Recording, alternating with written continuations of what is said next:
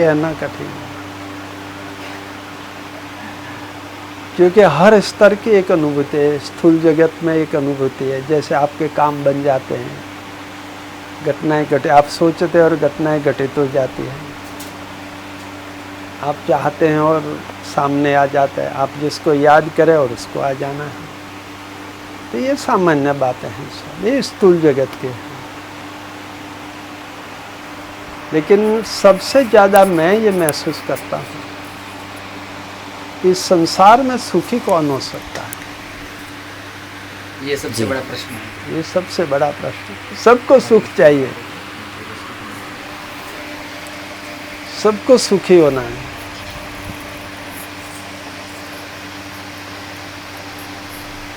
तो काफ़ी सोचा इस पर। एक व्यक्ति को खाना नहीं है, खाना मिला तो वो अपने आप को सुखी, 2 घंटे के लिए सुखी है वो।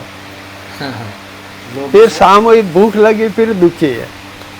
तो वास्तव में उसे भी सुखी नहीं कह सकते। इसी तरह हर चीज में अगर कोई सुख खोजता है जी, तो उसको निराश ही होना है, 2 पल के बाद निराश होना है। सुख, जैसे कई लोग धन के बारे में सुख मतलब सोचते हैं, धन में, महलों में, राजपाट में, नेताओं में, जैसे कि हम उसमें जाएंगे सुख मिलेगा, वहाँ जाएंगे सुख मिलेगा। फिर हम जब महापुरुषों की जीवनी पढ़ते हैं, जैसे महात्मा बुद्ध की हम बात कर रहे थे, तो वो राजा के पुत्र थे। उन्होंने एक युवराज का, राजा का पद त्याग कर वो जंगलों की ओर गए और वो ध्यान मार्ग में गए कि परम शांति कहाँ मिलेगी।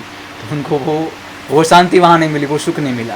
तो मतलब साधनों में सुख नहीं है, किसी भी साधन में सुख है अल्पकालीन, जी, क्षणिक सुख है, और वो धोखा है। इस जीव के साथ धोखा है, माया का धोखा है। एक से दूसरा, दूसरे तो, और इसमें चक्कर चलता जाता है।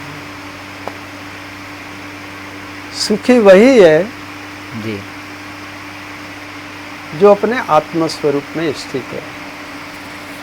अब उसे कुछ नहीं चाहिए, बस। न देवताओं से, न मनुष्यों से, न भगवान से, न ईश्वर से, किसी से कुछ नहीं चाहिए। और वो अपने आप में परमानंद में, परम सुखी है। इसके अलावा कोई सुखी नहीं हो सकता जी। वो हमें बहुत सालों पहले, 40 साल तो कम से 50 साल हुए, मैं लिखा था ऐसा। जी, ब्रह्मा भी दुखिया, विष्णु भी दुखिया, दुखिया शंकर देवा। यार सब देखो, पुराण पढ़े थे तो पुराणों का जो वर्णन था उसके आधार पर लिख दिया कि सबको कोई ना कोई दुख आता ही रहा है। जी, उसमें भी दुख बताएंगे भगवान को भी, शंकर भगवान को भी, हाँ, विष्णु भगवान को भी आया। यानी जो सृष्टि के साथ जुड़ता है उसको दुख आना, उसको दुख होना। लेकिन ज्ञान में स्थित रहकर जब आप प्रकृति के साथ जुड़ते हैं तो फिर आपको कोई दुख नहीं, क्योंकि आप जानते हैं कि ये सब खेल है और कुछ नहीं। आप बाहर बैठे बैठे खाली खेल देखते हो, खेल देखते, क्रिकेट कैसे मैच देखते हो, दृष्टा भाव होता है उसका। दृष्टा भाव इस शरीर के साथ भी जो घटित होता है तो वहाँ भी दृष्टा भाव है कि मैं शरीर हूँ ही नहीं, व्यक्ति की चिंता।